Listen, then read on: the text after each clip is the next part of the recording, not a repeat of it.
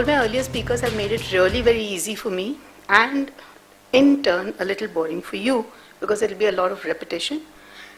But I think we will have some more things to discuss and talk about. When we talk of world of business, there are all kinds of players in this. There are two ends to the spectrum. On one extreme end, in a typical capitalist market, we have corporates. Of course, it used to be earlier. There are very few today who think that profit is the only motive to be there. And on the other hand, we have these non-profit organizations who exist only to fulfill the social objectives. Between the two ends of the spectrum, there are various kinds of players and there are various business entities.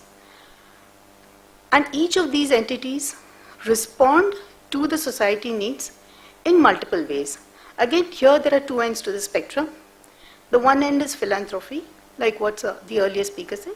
You just cut out a check and give it. That's one of the ways of doing it. While on the other end is the corporate who actually completely integrates and intermingles its social objectives with the corporate strategy to such an extent that there is not even a fine line.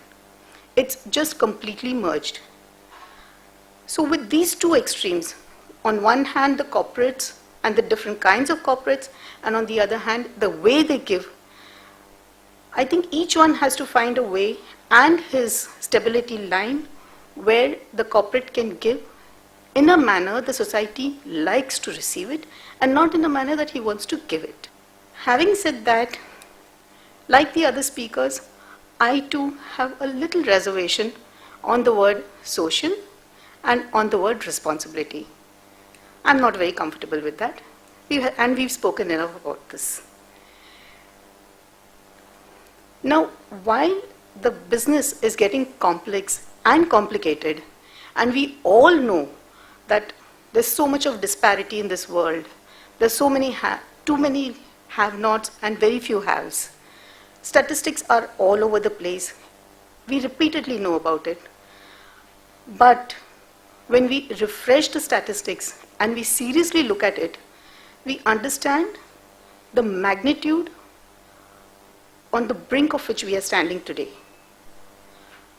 The richest 1% control 43% of the world's assets. Scary, isn't it?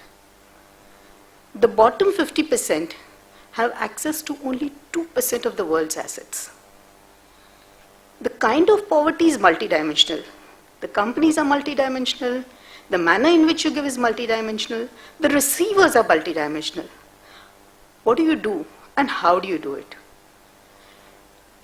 When we look into the future, it is known and it is given that the future growth will be defined only by the vulnerabilities flowing from the social inequalities. It will never be an economic factor which is going to drive the business. And the shrewd business houses and the mature business houses both understand that. The civil society is very, very fast getting impatient with the economic models that have not delivered social inequality. Occupy Wall Street. What is it? It's only about this. The current urbanization and growth are going to pose huge challenges. There's going to be a stress on the food availability, the feed availability, the fiber need, and all of it. This again is multidimensional. And today we are on the brink of where we have to make choices of not what lifestyle we want to choose, but it is about finding solutions to the lifestyles, the changing lives for the poor and the most vulnerable of the society.